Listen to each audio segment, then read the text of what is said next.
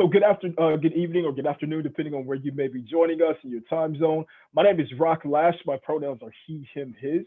I have the pleasure of serving as a director in the Center for Inclusion, Diversity, Equity, and Social Change at Ithaca College in Ithaca, New York, as well as the director for the MLK Scholar Program. If you're joining us again, thank you so much for coming back. If you did not get an opportunity to watch last Tuesday's presentation, you can go to the Division of Inclusive Excellence's website, and that is there. And just to let you all know, this is also being recorded as well to make it available for folks. Just want to give you a heads up. So a brief recap. Last time we talked about the history of the N word and kind of brought it into popular use, really going from the ending of ER to the more affectionate or infamously endearing affectionate ending in the ah sound. So at the end of this presentation, I'm going to drop a link with some quick resources, a one-page kind of infographic with some videos, articles, as well as some books that you can check out. I will also give that to the divisional staff so that can be made available on the website, or you can reach out to them to get that. And then a little bit after this, maybe a few days after this presentation, we're going to have another one-page infographic based off of today's conversation, really diving into cancel culture and cultural appropriation. All right. Now, if you have questions, please feel free to privately message me those. And if you're not necessarily comfortable, doing that, then we can talk offline. I'm willing to drop my email and we can make sure that we get your questions answered even outside of this space. All right. We're doing the best that we can with our Zoom technology. So you all already heard from me. I would love for our panelists to introduce themselves, your name, your pronouns, anything else unique. We have your resume. I know what's unique about you. And then maybe tell us a little bit about your own personal engagement, experience, interactions with the N word. And you could choose one or all, whether it was being called the word, whether it was saying the word yourself, or whether it was the first time you heard the word and were made aware of it. Kierra, could you please kick us off? Yes, thank you. My name's Kierra. I use she, her pronouns. I'm from Spartanburg, South Carolina, but I now live in New York City. My work in this conversation is informed by the Black women I was raised by. It's informed by the organizing and Southern Appalachian youth and intergenerational movement that I've been a part of for the past 12 years of my life. It's informed by my work across race and class as an organizer and educator from a small town. I have had the privilege and honor of organizing across race and mostly centering working class people. And also informed by my work coalition building throughout the movement now today, mostly followed by Black leadership and informed by what it means to have Black folks in leadership in any form, in any organization or institution. So that's a little bit about me. I also want to share, RahK, I'm going to share my experience that stands out to me about the N word that like is stuck in my brain. And it happened to me maybe 5 years ago in Knoxville, Tennessee. I was leaving a club at like 1 a.m. Knoxville is a medium-sized mountain town that is predominantly catered to white people. And I lived there while working at the Highlander Research and Education Center, which is an institution that values creating safe spaces for all people, but also values uprooting systems of oppression in all forms of life. And so it was 1 a.m. I was leaving the club and two white dudes were trying to talk to me outside the club. And I was like, no, thank you. Not tonight. Just trying to make it to my car. See you later. Oh my gosh. Yes. Thank you for the compliments. And as I literally walked away, one of them yelled at me, "You nothing but a fucking nigger." And to me, as a 25-year-old, that was the first time in my life that I had remembered being called the N-word. And also the first time in my life that someone called me the N-word and followed me to my car to intimidate me after calling me the N-word because I did not want to talk to them.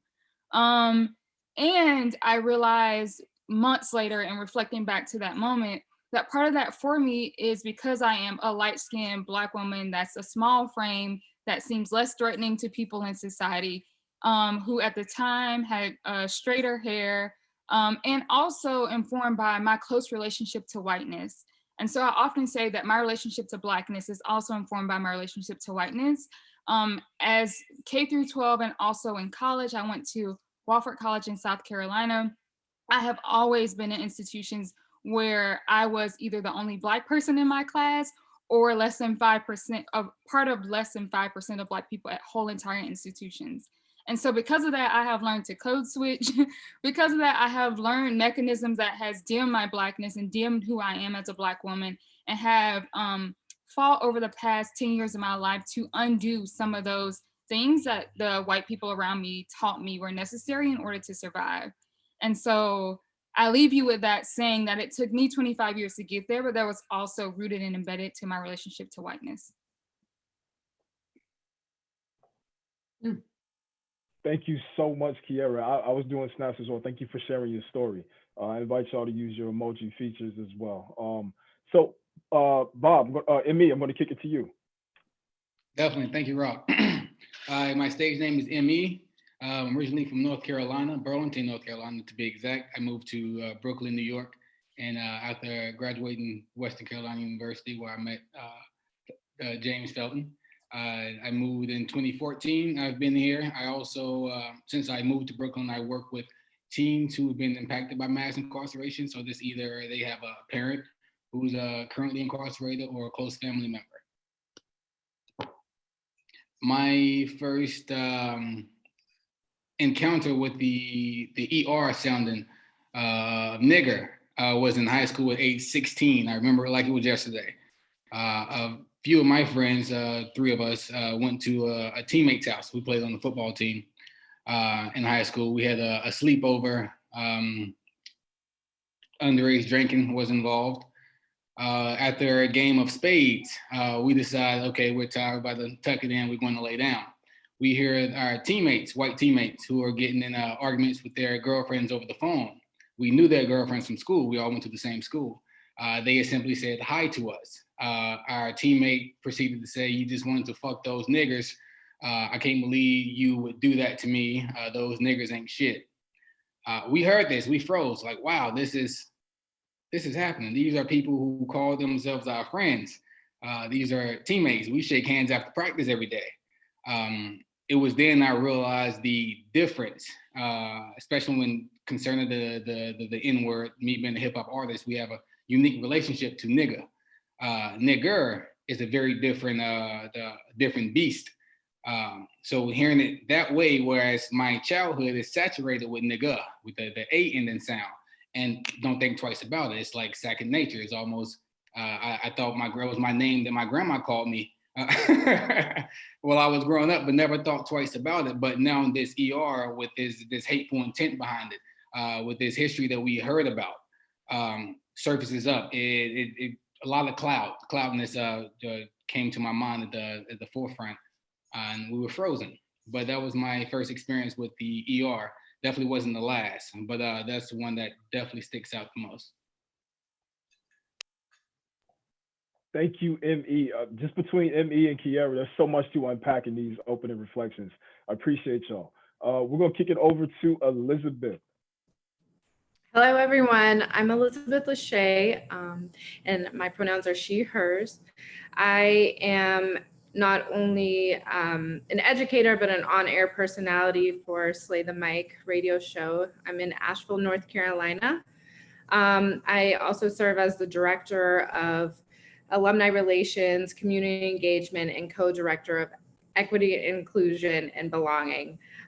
Very long title, just to say, making sure that everyone feels safe and has a safe space.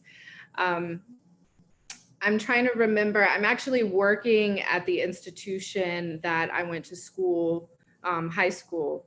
And that's very interesting, just based upon my experiences that were very painful and, to be honest, traumatic.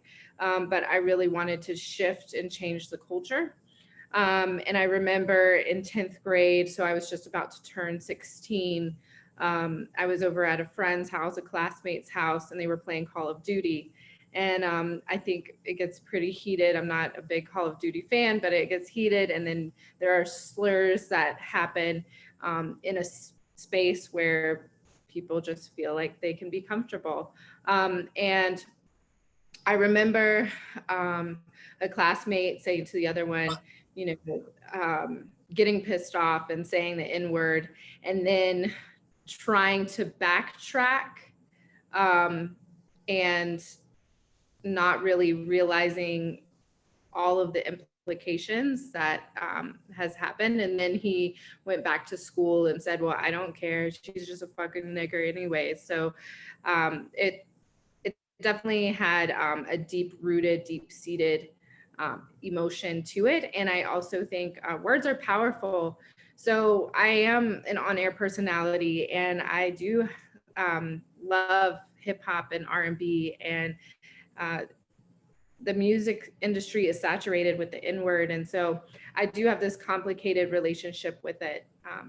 Another thing that forms that is I'm in a transracial adoptee family. So my mother's white, and she has shared with me stories of her experience with the word, and it's completely different and it's very disheartening.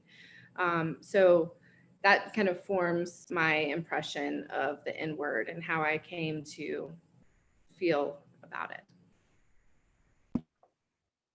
Thank you, Elizabeth. And before I kick it to Drew, I just want to let you all know I should have started here just like we did last Tuesday. For the purpose of this panel, we will be saying the N word in various scenarios to draw the distinctions.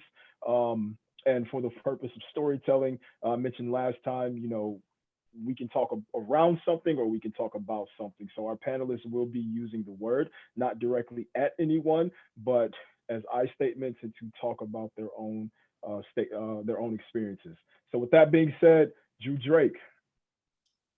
What's good, y'all? My name is Drew. I am an actor, poet, and educator. I am a military kid, but my family lives currently in Huntsville, Alabama, and that's where I call home. I currently live in New York City. I teach in multiple places. I'm a teaching artist with Urban Word NYC, which is a dope poetry initiative here in New York City, as well as Illuminart, which is in Staten Island, working mostly with middle school and high schoolers. I also teach with Rehabilitation to the Arts, which works with incarcerated folks here in New York State. And lastly, Life Jacket Theater, which is a kind of a docu-theater space that is really new and upcoming, but I'm super excited to be a part of their storytelling project. You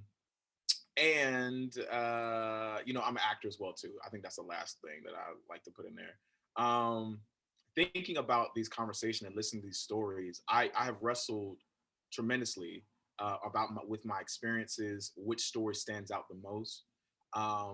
I think for me, a story that really resonates as well is I went to graduate school at University of Tennessee, which is also in Knoxville, Tennessee. And there was one specific situation where nigger was used as a weapon. I remember it distinctly. I was walking to class, which was maybe about 8:30 in the morning. And there is a major strip of the town called the Strip or Cumberland, which intersects into the college area of town.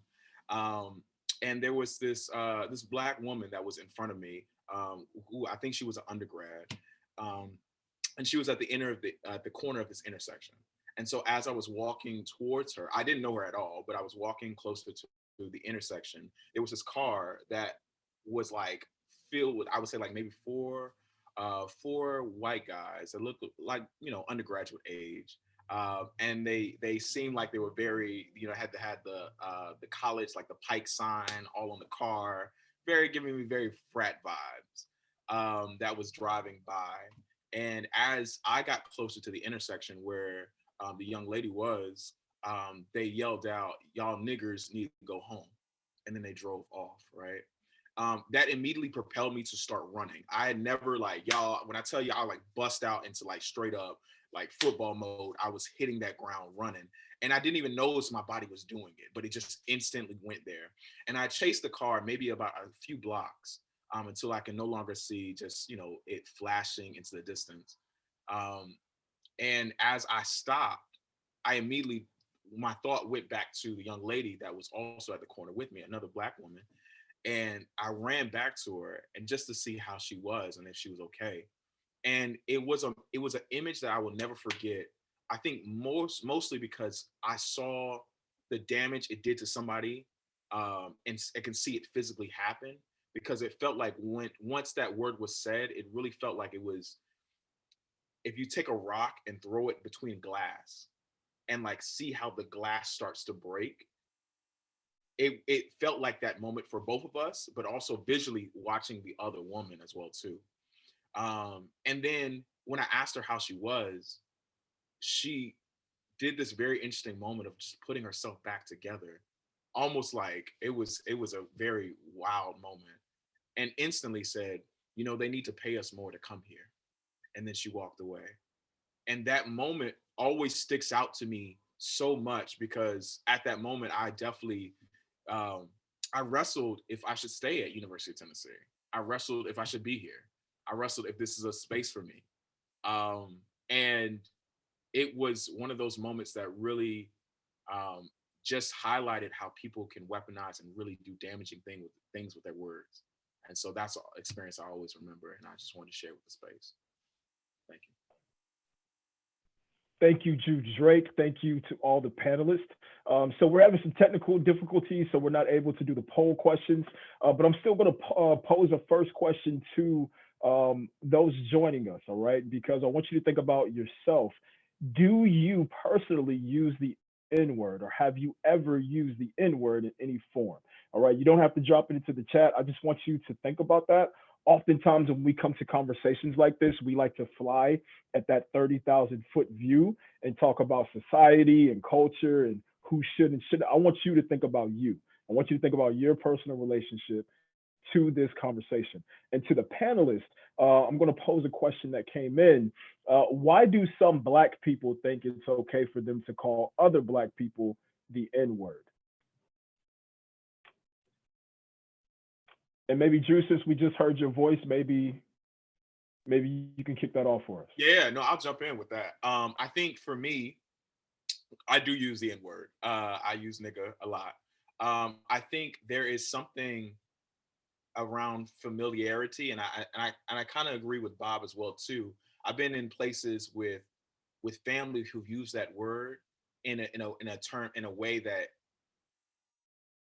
it makes me think about like relationship to community, right? And thinking about how that word has made me feel in the nigga with the A, especially in relationship with Black folks. There's such a commonality of like understanding, right? Like that word has come out and I felt understood. That word has come out, I felt seen, right? That word has come out and it feels like with love. There's so many ways that word has been used in multiple people in the Black community, where I feel like, oh, that is a term of endearment. That's a term of like, and it's a word that can be used in so many different ways. But I connect to it with like almost like family and community at times. And so that for me is a reason why I feel comfortable of using that word.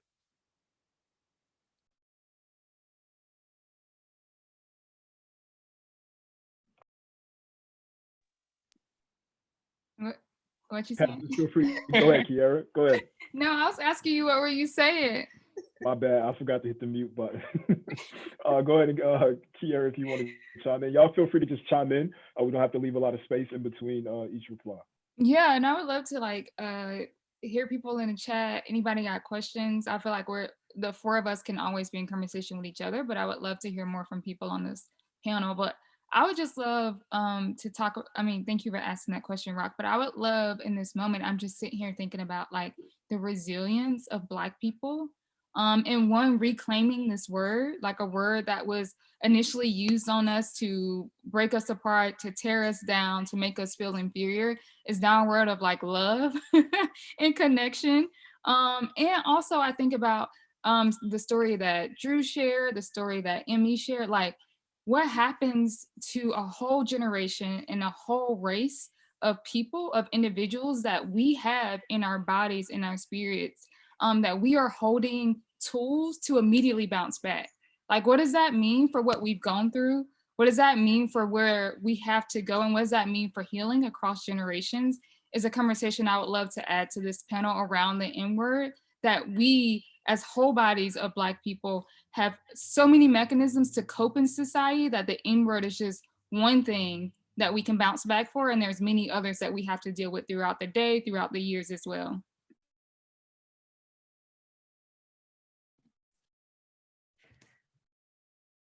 I was going to piggyback off of what Kierra was saying. I immediately thought of the resiliency piece. So thank you for bringing that up. So often I see that I don't use the word often. I think I started using it whenever YG dropped his song, My Nigga, and you can't get around it. It's in the title.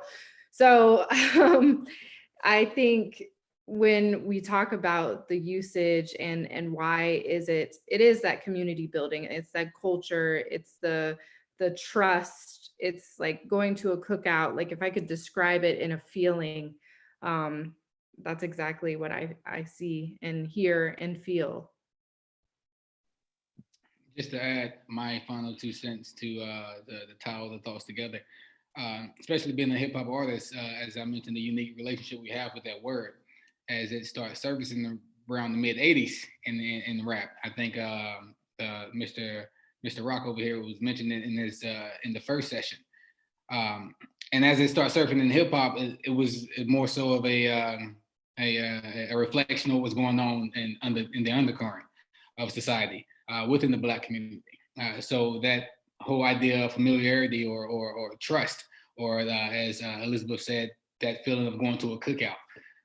It's just one of those things that we reclaimed and we share.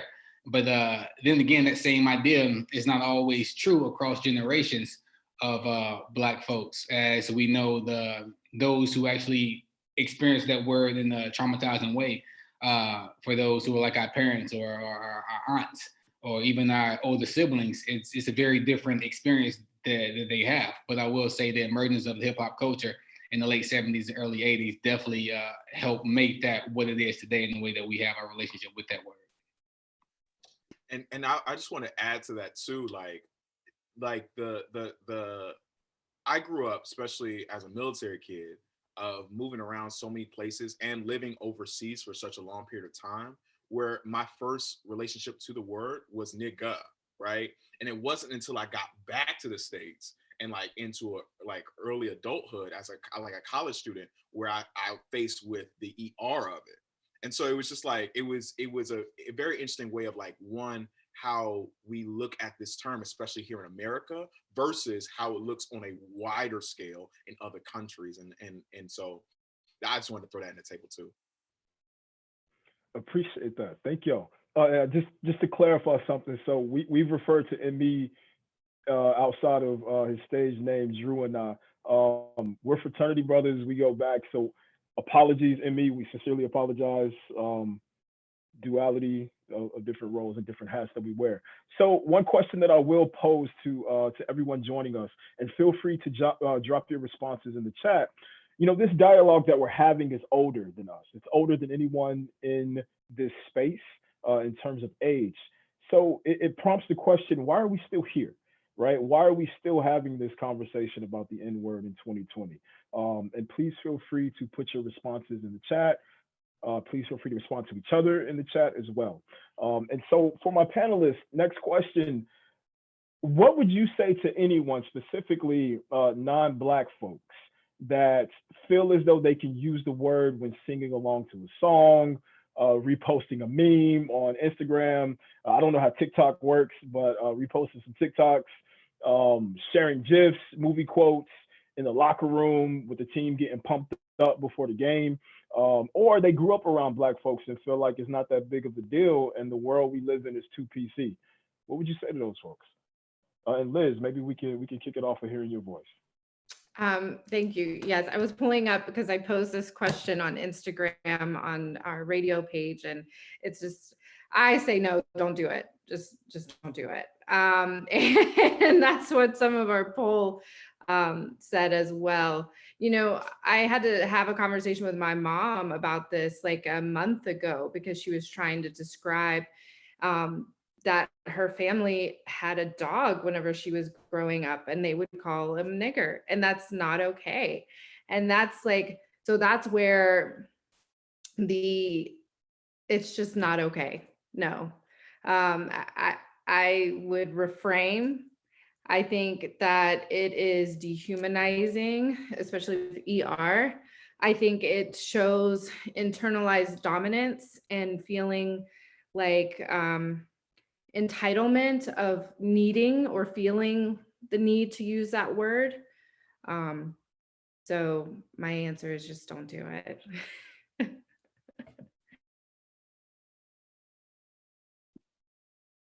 I second that sentiment as well. Even the idea, I think you put it beautifully, internal dominance. What is the need for you to feel like this is something that you should be able to say? So when someone asked me that question in college, and I gave them my answer, no, it's like, so if it's in a song, I just supposed to skip that word? Absolutely. That's exactly what's supposed to happen. Again, this is something that has been reclaimed by the Black community and is, I mean, to be frank, I think Salon says it beautifully, for us, by us. So this is something that is for us. This is, I mean, it don't get any simpler.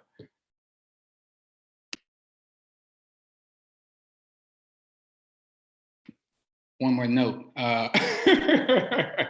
So I think the best way to sum it up, there was a YouTube video a few years ago where there's a guy trying to explain to his white friend what's the difference. Of course, we know the difference between ER and the nigga with the A. So what he says is, when another Black person, get back to the idea of trust, says nigga, it's different. We see a Black face coming to us saying, hey, what's up, my nigga?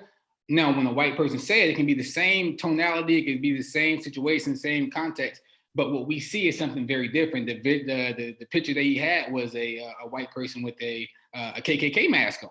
Yes, it can still have the same endearing sound or tonality, like, yeah, what's up, my nigga? But the fact that there's a white face saying it is very different than when someone who looks like me, familiarity, that trust, when that is not very apparent, or someone who's Black passing says the word, it comes off very different. And that this is, again, why it's just something that just should not happen. Rob, what's Black passing? Someone who appears to be Black. So someone with dark skin.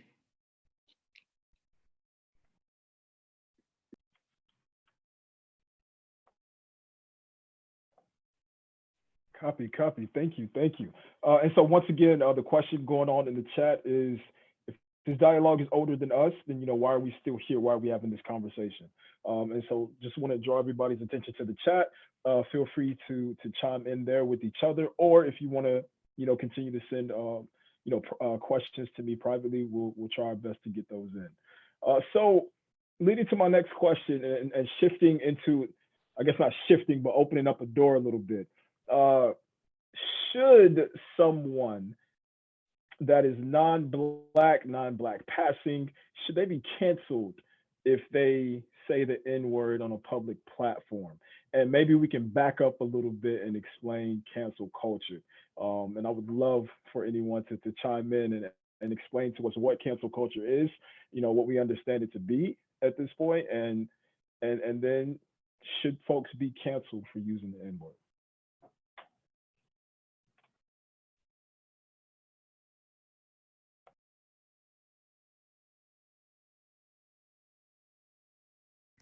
All right, so I can start, and please, for the rest of the panelists, jump in if there needs to be some more clarification. But cancel culture, from what I understand, is if there is something that is said or done, particularly with celebrities, just because they're influencers and out in the public eye, that say something that is offensive, and then there is no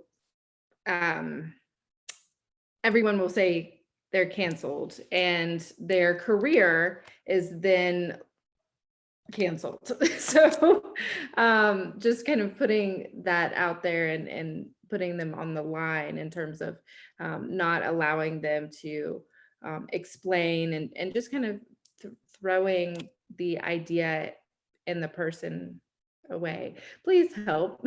Somebody please explain cancel culture better than what I just said. Yeah, no, I'll definitely jump in. I think especially with cancel culture in the entertainment industry, and I think we've had various examples of what those examples can look like. I think R. Kelly, I think Tory Lanez, Trey Songz, Bill Cosby are many recent examples of cancel culture, right? Of information and truth coming out, and the idea of, well, this person needs to be almost in a sense thrown away, right? There's no way of saving this person, right? I personally don't agree with cancel culture. I understand it, but I don't agree with it because I think cancel culture can limit the fullness of a person's journey, right? If you're cutting somebody off immediately, that's like you're done, right? And it doesn't make space for transformative justice or restorative justice practices. It's just like you're done. We are no longer with you anymore. Go do your own thing, right?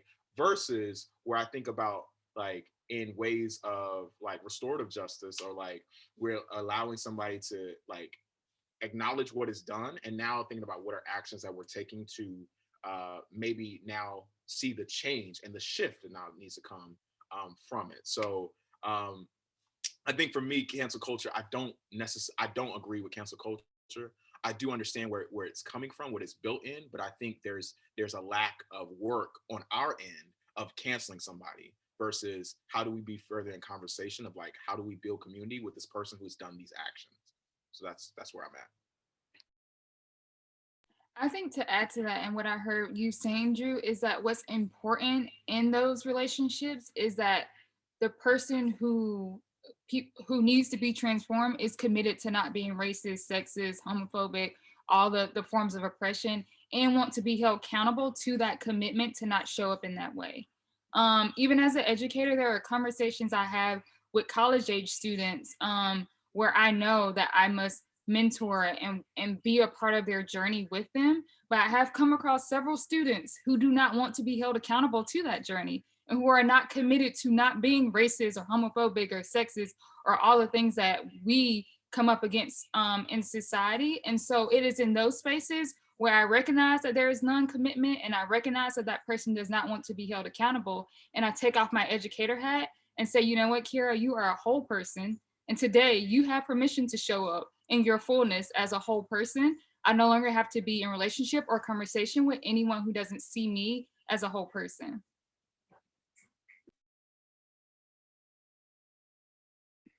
I think they said it all. Right. So ultimately, if we're always kind of pro-cotting and always kind of supporting, inherently, cancel culture to basic terms is really boycotting, right? And I think I don't think it's a new concept. I think that we're fascinated. This is me personally speaking. I think we're fascinated with cancel culture because of how easy it is for us to access information and be in community with each other and have conversations at a larger volume by way of being connected with these devices that we all have and where we find ourselves. And I think that there are some powerful, amazing models. I was doing some work in New York City. We did the Enough is Enough work with a call to men, working with rape crisis centers. And a group of individuals told me, it's about who we're prioritizing. So even in the conversation about R. Kelly, it's like, he's not our priority, right? The victims and the folks that he's hurt and the survivors are where we put our priorities. And Drew, you made me think about, this whole conversation of how we reserve cancel culture, how we invest in it. I thought about Ray Rice, and I thought about a model of someone who did something so horrific, something brutal, violence, but the path that he's taken since then, right, doesn't excuse anything that he did, but where he is now, speaking with young men to make sure that they never end up in the situation that he's in, right? Doing domestic violence work, working with the NFL privately, working with the call to men. And so it brings up some additional questions. So the question that I want to pose to everyone, and once again, feel free to use the group chat, um, is cancel culture effective, right? And I don't know if effective is the word that I want to use. Or maybe I'll reframe it this way. What are your thoughts on cancel culture, right? And Kierra, I'm channeling your energy from this Saturday where we talked about what is, not necessarily what should be, but let's have a conversation about what is. Where are you as individuals on the topic of cancel culture, right? And however you choose to respond, examples, personal thoughts, feelings, one words, songs, it's totally okay. Right. Yeah, where am I as an individual? Not just my commitment, but today on November 17th, 2020. Um, you know, I have a commitment, I have a commitment to radical liberatory education practices and theories and creating those spaces for all people that come into my life. One of my personal life commitments is I'm a commitment to making radical normal. And within that radical and it becoming normal, I'm also a commitment to taking care of myself and my people. And so some days that looks like me, the days where I show up with more patience, the days where I show up with more grace, the days where I show up where I feel grounded, I did at least 30 seconds of meditation and I'm ready to take on the world, are the days in which I can engage in conversation and the days in which I feel like I am my best self. There are other days where I come across people who I immediately feel like want to argue with me, want to practice debate for the sake of debate, want to not be in a relationship that's reciprocal or in conversations that are reciprocal. And sometimes that looks like our students. And sometimes that looks like people who may say that they want to be your ally or that they are accomplice to whatever you're building, but really they're just there to question based on their own life journey. And those are the days that my commitment to cancel culture is tested a little bit. So I'll say that for now. This is actually quite funny. My the partner, she likes to watch the NFL. I don't. So the compromise is we watch it illegally. They will not receive any funding or viewership from me. But that's just a very trivial example. The point I'm trying to make is in regards to council culture, I feel the fundamental flaw that it has is that it exists in a binary world, whereas we don't. Nothing is ever black and white, and we know that life is nothing but gray. So the idea that Mr. Felton and Mr. Lash put me onto this last year, that multiple truths can exist in the same space or occupy the same space, that's a fundamental fact. However, when it comes to societal think or group think, it doesn't. That's not the case. So council culture, as Catherine said in the chat, is just the easy thing to do. It's easy just to, okay, that person did this bad thing or something that we perceive to be bad. That's it. It's easy to counsel someone like that or just to say they no longer exist. But then again, it begs the question, at what point in time do we forgive that person? At what point in time are they allowed back in society? At what point, and whose standard are we judging to determine the answers to those questions? Think about the famous case, Bill Cosby. Yes, during the 80s, he served as the character he played served as a Black father to a lot of Black families. It was a middle-class Black family on TV that's not being reflected anywhere else on TV during this time. But also at the same time, during the same time, he was sexually assaulting women. So now he's have this reckoning with this horrendous act.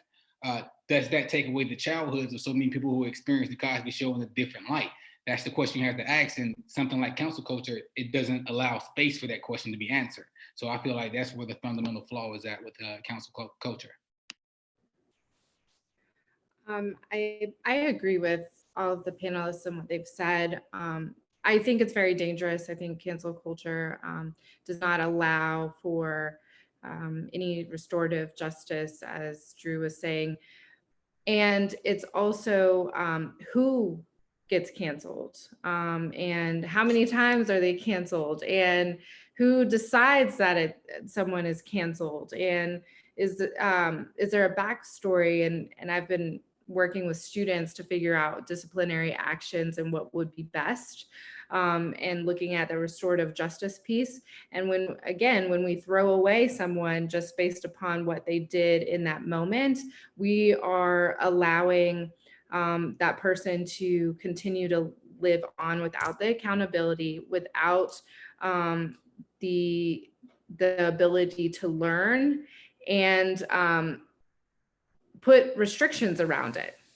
Because if it's another offense, if there's multiple times where someone is doing something offensive and racist, homophobic, oppressive, then we really need to look at what cancel culture is. I don't think there's any rules that are set in tone, and we're really quick to just jump to say, oh, they're canceled, or Nick Cannon canceled. And again, who is being canceled? Because there are plenty of times where I've seen those who have done some really horrible actions, yet they're still able to have a career and flourish. Also, Elizabeth just made me think, some of these people are in our offices. They're just not celebrities out there on TV. Some of these people are in our organizations, and it's also making me think about how we all have different roles in society and movement building and coalition building in the work to end racism, to in the world, to in anti-Blackness. And so I'm sitting here thinking about, like, what is your role? And choose your role firmly and commit to it and do the work to show up that's needed in that role. Because there are times where I, as a Black woman, cannot be in conversation with a white woman about what she's going through that day in terms of her relationship to anti-racist principles. But there are other people around me who should be able to step in to do that. And so it's also about how we creating a team of people and not just putting like the onus on one person. Come on, say that right there. Just to add into it as well too, for me, I think cancel culture is as ineffective as I think the prison system is. In ways that I think the prison system just writes off people and puts them in a place, but does not focus on rehabilitation, right? And it does not focus on like the questioning of the why, right? And I think the cancel culture does the same thing and makes a quick judgment, and it does not focus on what were the proponents that got this person to this place. And how do we now, if this person is wanting to do the work, how do we then make change, right? I think about this show that I did in January called TJ Loves Sally Forever, which was a really dope show that was thinking about, it was a reimagination of the story of Thomas Jefferson and the relationship to Sally Hemings. If Thomas Jefferson were alive right now and was a dean of a college, and Sally Hemings was his work study student, right?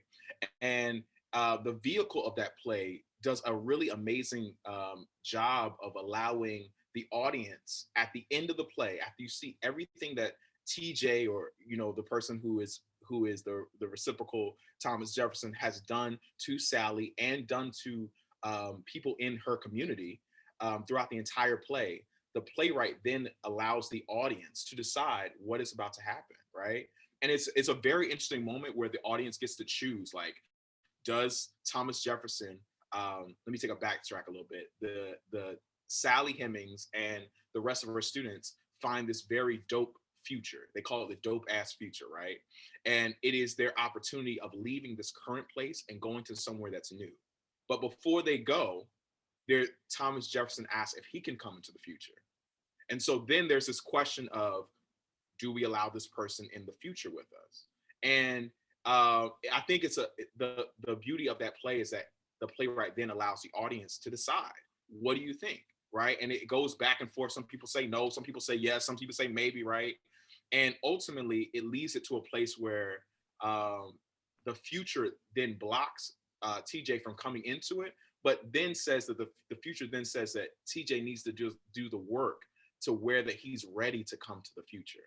And we don't know whenever that work, how long that work will be, but it's on him to make actions to be like, yo, are you ready to actually come, right? And so I think about that a lot because for me, I think cancel culture just, it skips over a lot of like steps. It just gives you one instant. It's like, ME is gonna really like this. It's like an air fryer, right? It's like a quick instant pop, it's done, right?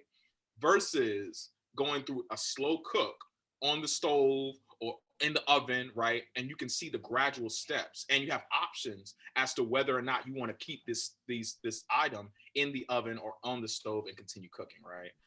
So for me, all to say, cancel culture is very ineffective. There's so much in there. So Kierra and Drew, what I heard you both say, I think about higher education. I think about what's connecting all of us in this space right now by way of the College of New Jersey. And my mind goes back to the fall of 2015, where many students were in protest, right? Not necessarily on the same campus, but many students protested on their campus and took senior level administration one-on-one, right? Took them on and said, we've been, you know the issues, you've been asking for this, we're not going to wait for change any longer. And it kind of reminded me of Dr. King's letter from Birmingham jail cell when he took on the white moderates from that jail cell who were telling him to wait. But I'm always wondering what would our students say about that? Because I'm looking at the space, and even I'm looking at the five of us, right? We're not where we were, right? Bob, we were roommates, right? So we didn't think like this, right? Things were different. All of us were involved in campus on different ways. Like, we all know things about each other. And so I'm always wondering, what our students would say. And I remember my students specifically, I had this conversation about rehabilitation, and, if we just push people out, then we're giving them the power to really just go back out and do that somewhere else. But then the questions that they pushed back on was, why is that our job and our role and responsibility? So really asking this question of whose job is it to do that in addition to that individual, and basically saying, you can go do that, but you just can't do it here, right? And so I think there's a lot to unpack, and there was so much that was just said. I think that you can do an entire cancel culture session just based off of Bill Cosby, right? Breaking down different sessions from Bill Cosby is not Dr. Cliff Huxtable, right? Artist, platform, artistry, what gives them the power to exist on that level. So I think there's so much that just came out of what you all said that we don't even have time to break down. And there's so much more on the list from the chat. I love saving chats and de-identifying the information because there's so much that can come out as a result of that. So Vice President Felton, hoping that we can identify that list and do something with that in the future. But in the last moments, we can't even talk about cultural appropriation. We only got 5 minutes. We can't even talk about age, right? Age is something that has come up over time. And how do we even navigate a conversation about the N-word with those of us in the community that are at a different place in age and experience and feel differently than the points of views and expressions that have been voiced here. So in these last 5 minutes, I want to give each panelist 1 minute, or these last 4 minutes, each panelist 1 minute to just close us out, right? Any last thoughts, reflections that you may have, because the conversation doesn't stop here, it keeps going. But ME, kick us off. Of course. First, I would like to say for those who are non-Black viewers in the audience, the conversation doesn't stop here. To actually do the work of anti-racist racist rhetoric, it's not just a conversation you have about the N-word. It looks very different. It comes out very different. So keep that in mind. You have resources for those who are on college campuses. You have offices of inclusion or the intercultural affairs offices that you can get resources from. So do the work, be intentional about the work that you do. And that's all I'm gonna leave with.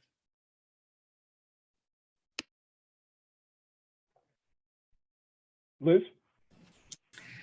Yes, I would follow that, ME. I think just really looking at the systems that are in place and that are being upheld, and are they rooted in oppression? And how are they rooted in oppression? And who are you seeing at the table? And are they really at the table to express their feelings, their thoughts and feelings? Because so many times I have found myself in a place where I'm invited to the party, but I'm not allowed to actually dance. So really looking at the systems and self-reflecting for me and for everyone here. Self-reflection really helps, and it allows you to look at the word nigger or nigga, and then also the cancel culture. So yeah. Thank you, Liz. Kierra? I think I have two things. The first is anti-racism work involves a lot of risk at pivotal moments in the journey, and especially as people who work or attend or in leadership at higher education institutions. That also involves a very frank and immediate acknowledgement of history and being upfront about that every chance you get to really break apart the narrative, the unspoken narrative in the room. And then with that, I also invite people to take that risk. Take it, and if you find yourself in a space where you feel like you are moving the Titanic and not a sailboat, also be strategic in where you spend your energy, which leads me to the next point around labor.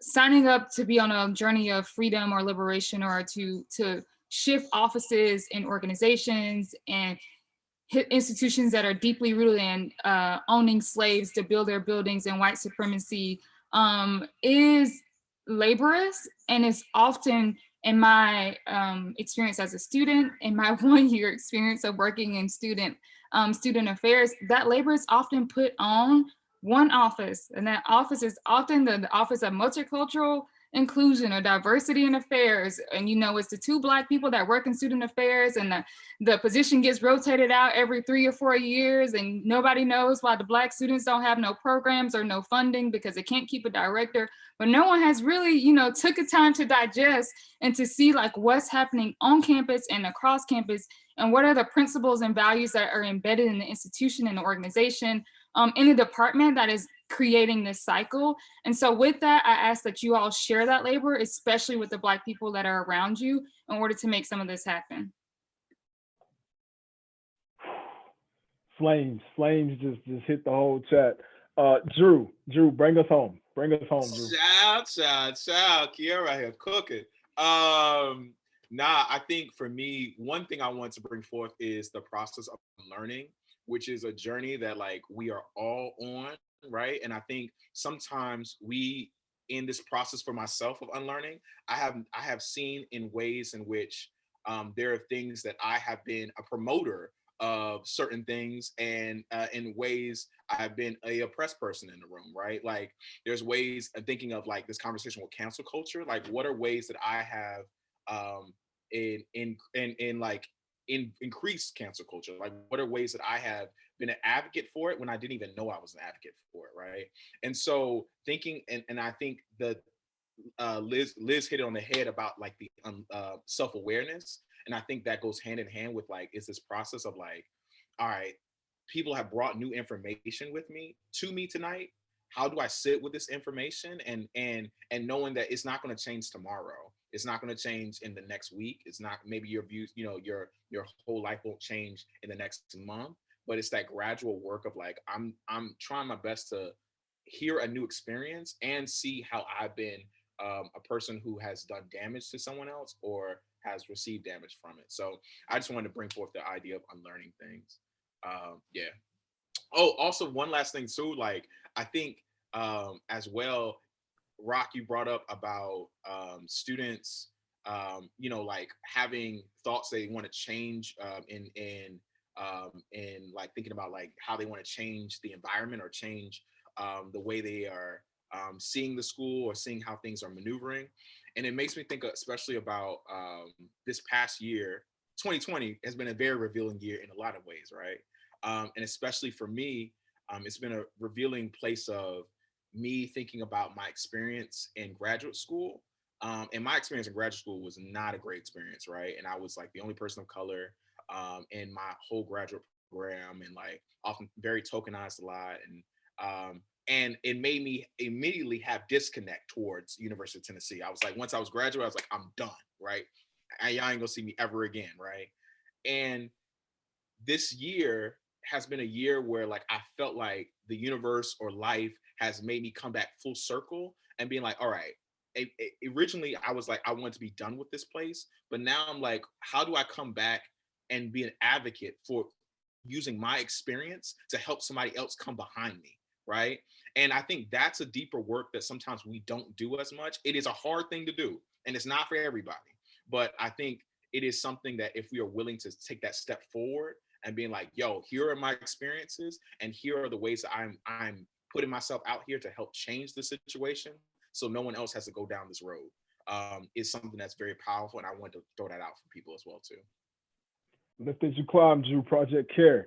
Thank you, Drew. Thank you, Liz. Thank you, ME. Thank you, Kierra. Major shout out to everyone that has joined us at TCNJ.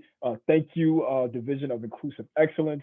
So the conversation doesn't stop here. I look forward to what may come in the conversations you have at an individual, group, and community level. Thank you all so much. Definitely want to respect your time. I'm going to turn it back into the hands of Marvin, James, and Carrie. Well, thank you. I think you know why I'm very proud of this talented group of panelists and the journey they've been on and continue to be on doing this work and being educators and activists as well as artists. So I'm so appreciative for their time this evening. Thank you to all of the people in the audience who took the time on a Tuesday evening to be in community and conversation about a difficult topic, one that obviously we won't be able to address or answer tonight. I do believe that RahK said that there will be some resources that are forthcoming. If you registered for this event, we'll get those to you in the next couple of days. We'll also work on trying to put those on the Division of Inclusive Excellence website as well. We did save the comments from the chat, and we will find another opportunity to address those, all those comments and questions that were posed this evening. They were, I think, all very thought-provoking, and I think they deserve some more conversation. So we'll definitely commit to doing that. So if everyone would just take an opportunity to give a virtual TCNJ thanks for our panelists tonight. Thank you again for engaging in a enlightening program. This concludes our program, and we hope you enjoy the rest of the evening.